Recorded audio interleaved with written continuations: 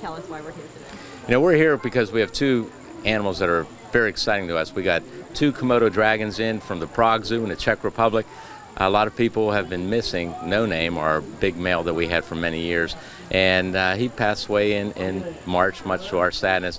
And we got two young animals that we're trying to tame down and get them used to us, and we're in hopes of having animals that were as friendly as No Name. So they're important because they're new bloodlines to this country.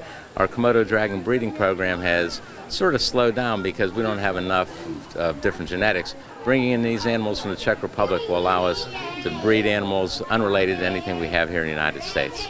You know, these animals actually came in from the Prague Zoo as females. We're starting to think one of them's a male. We may have to go back and radiograph to see if it's a male.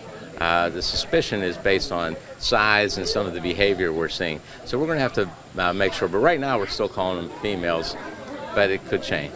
Having females at the zoo allows us to participate in a breeding program. A lot of people sort of anthropomorphize and want to see, you know, happy couples.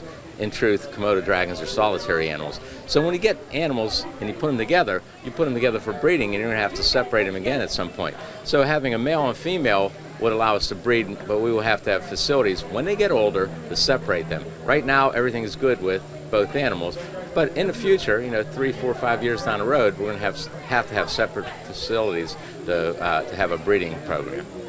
Our goal would be to participate in a breeding program here in the United States. We will have to build a new facility to accommodate that. So going down the road, if we can generate enough interest and get enough support and finances together, we'd like to build a new Komodo exhibit that will allow us to breed. You know, getting both these animals was a coup, and one of the guys that helped do this was the curator at the LA Zoo, and I had promised him tickets to the Steeler game because even though born and raised in California, he's a big Steeler fan, and he was one of the guys instrumental. He traded a couple of his dragons to the Prague Zoo so I could get two dragons here. So, you know, I owe Ian Riccio a lot of thanks for helping us get these dragons.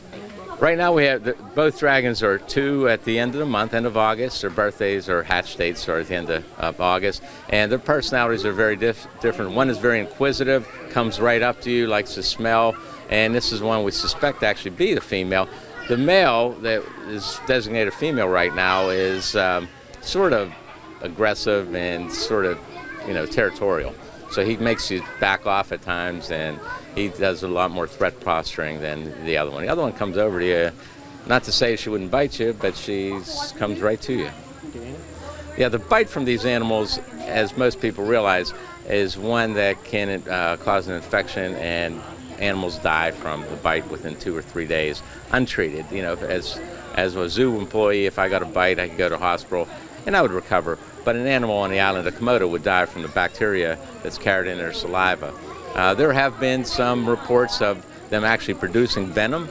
The venom is modified saliva. Paper came out about 3 years from Dr. Fry in Australia, and he claims they're a venomous lizard. There are 2 known venomous lizard species in the world, and we have them both here, the Gila monster and the beaded lizard.